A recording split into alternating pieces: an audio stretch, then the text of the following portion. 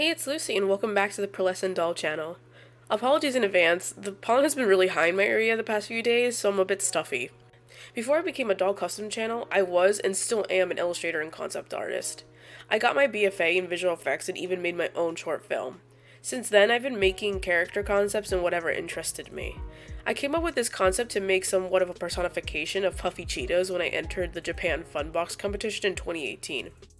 Now that I customize dolls, I feel like this design would translate super cute into a doll form.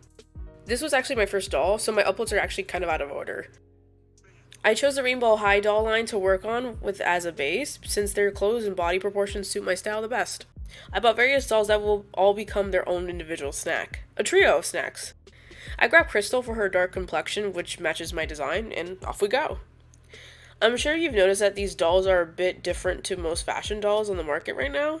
Rainbow High dolls have inset eyes, meaning their eyes are interchangeable and are not stamped on like most dolls. I love this look personally because it mimics ball jointed dolls, and plus you don't have to really draw the eyes evenly.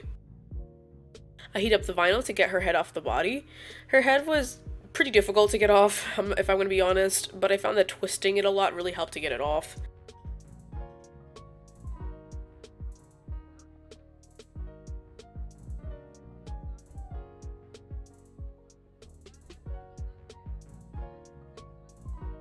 I then heat up the eyes and pop them out of the eye sockets. You will see that I regret this later.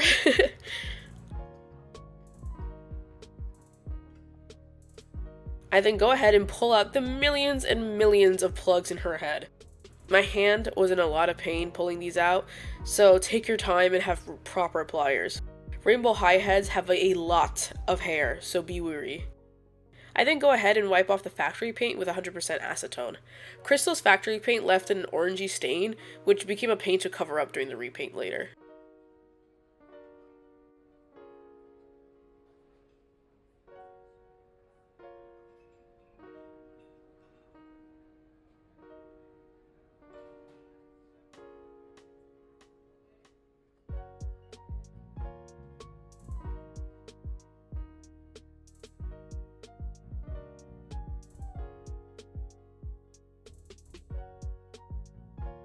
Onto the reroot.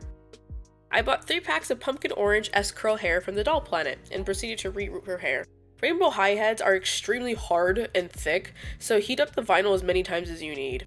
I found that using a larger needle on these heads and plus pre-widening the holes with the longer end of your needle before plunging it into the head really helps a lot. I broke about 4 to 5 needles doing her head. I also reroot only the perimeter since her hair is so thick, and doing any more than that will make the hair pretty much unmanageable. You only really need that much since I'm pulling it into pigtails.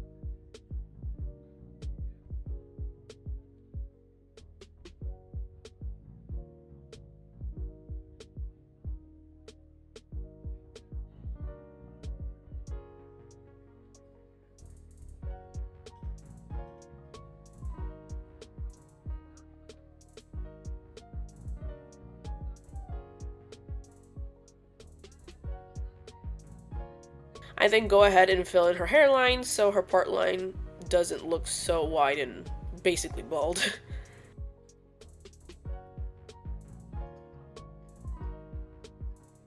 Once I'm satisfied, I pin her hair back and cover it with a cloth to take her outside for 3 coats of Mr. Super Clear to prep her for the face up.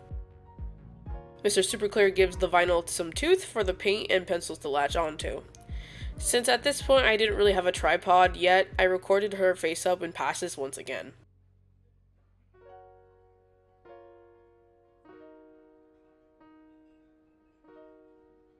I've noticed that on darker skinned dolls, any watercolor pencils or pastels will darken every single time you seal a layer of MSC, so I switched halfway to exclusively watered down paint or straight pigment from the pencils of the brush.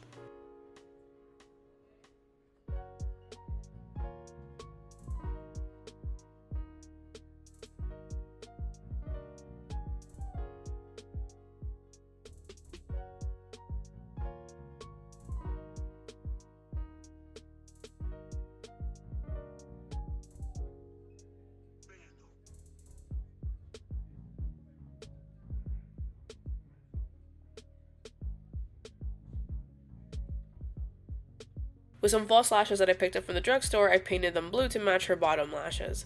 I actually spiked them with some hairspray so like they can have that spiky quality in the concept art.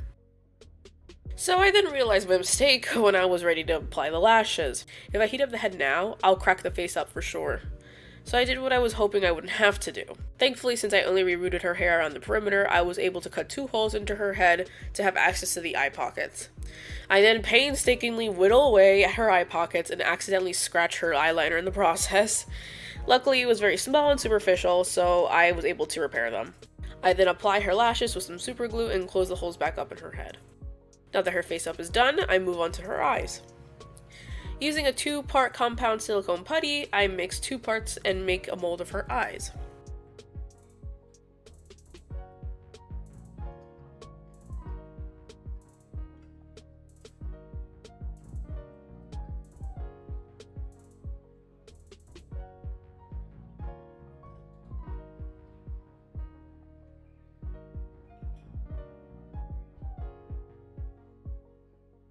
When the putty settles after 3 minutes, I grab some polymer clay and push them into the mold.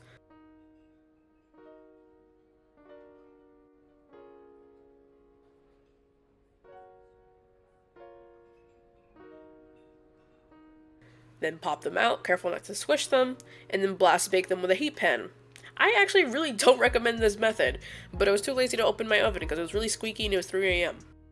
Once they're baked, I go ahead and paint on her eyes using a combination of watercolor pencils and acrylic paint. I felt that blue cat eyes like Chester the cheetah would match her the best. A lot of the work is trying to make a smooth gradient from an ultramarine blue to a light pastel baby blue.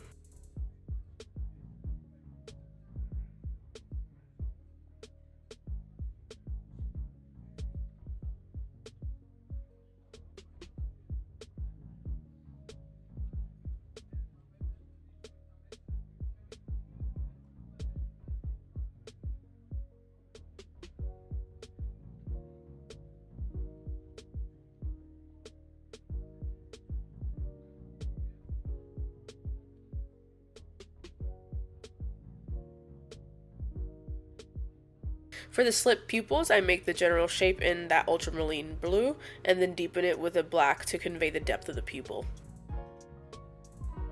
I actually don't think I'll use this method again since I felt like the finished product was a bit messy, so I actually will be moving to do some resin eyes instead for the next couple ones. I feel like it would look a lot cleaner despite it being closer to the concept art.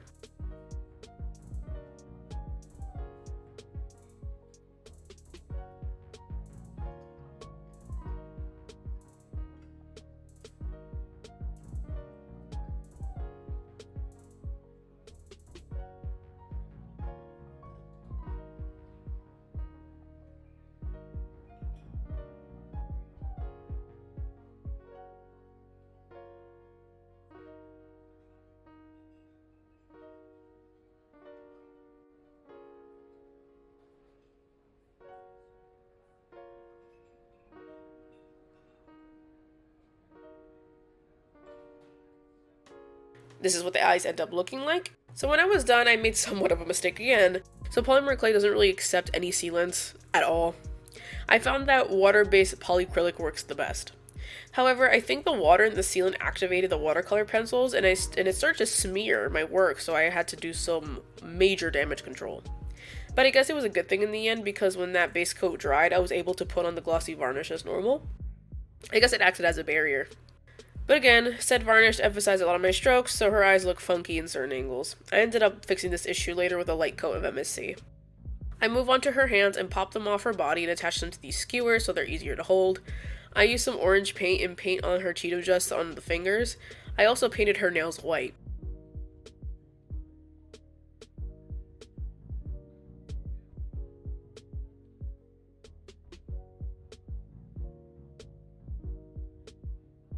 I seal them off with a coat of MSC so they won't chip off. All she's missing now is her clothes.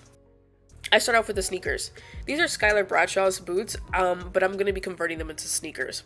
Since we're turning them into platform sneakers, I'll be making some straps out of Worbla. Worbla sticks to things on its own, so you don't need any glue. While it's still hot, I apply them to the boot. I also added a tongue to really sell that it's a sneaker. I go ahead and then paint the whole thing white, and then when it's dry, blush the shoes to add some shadow so it doesn't look flat.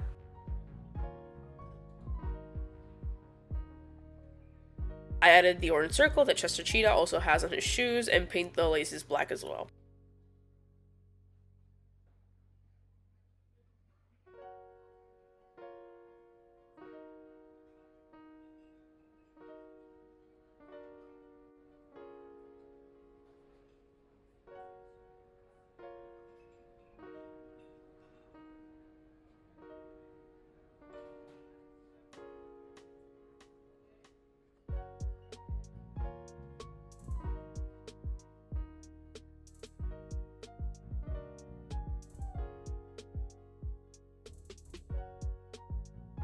I spray them with some MSC and then seal the paint job. Onto the jacket. Following my concept art, I'm making the jacket a half deeper orange.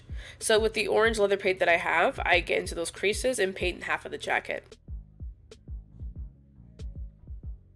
I then also paint on the spots with an FX Flexible Paint in black. Leather paint does tend to clump if applied too thickly, so be wary of that when painting lighter coats. Really let your paint dry in between those coats too. Onto the skirt and top. I cut off the sleeves off camera off of Skylar's cropped short sleeve shirt to make a halter top. I hemmed the raw edges with some hand sewing as well. I used a skirt from Skylar as well to make a pattern, and I made a mini skirt with a leftover cotton t-shirt. I also attempted to hand sew her thigh highs, but it came out really bad, so I ended up redoing them on the sewing machine.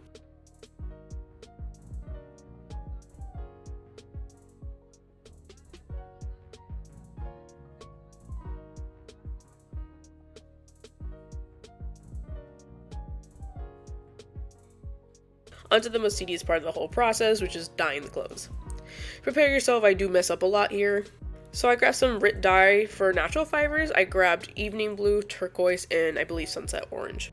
Let them sit in a pot on high heat for about 20 minutes so the colors can be saturated.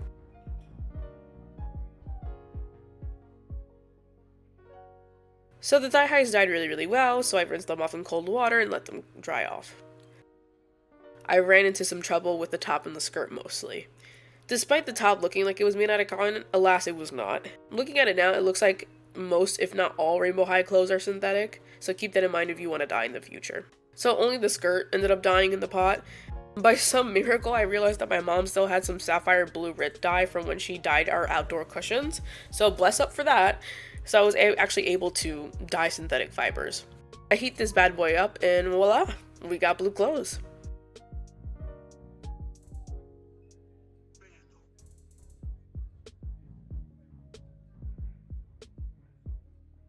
I ended up dyeing a scrap piece of cotton, the same color to redo the skirt since the dye jobs were completely different. So the next day I ended up assembling her when everything was dry and she looks really good. Despite all the hiccups, all the pieces were working together and were all really cohesive. I move on to adding the cheetah spots on her socks and give her some earrings that are basically just sewing pins.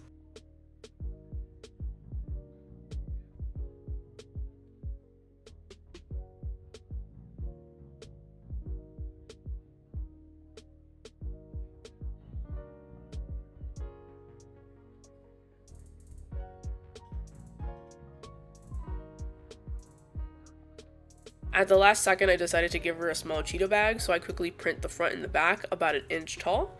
I cut them out and then place a strip of packing tape onto each piece and then cut them out. It's kind of a cheap way to laminate them and give them that shiny plastic look.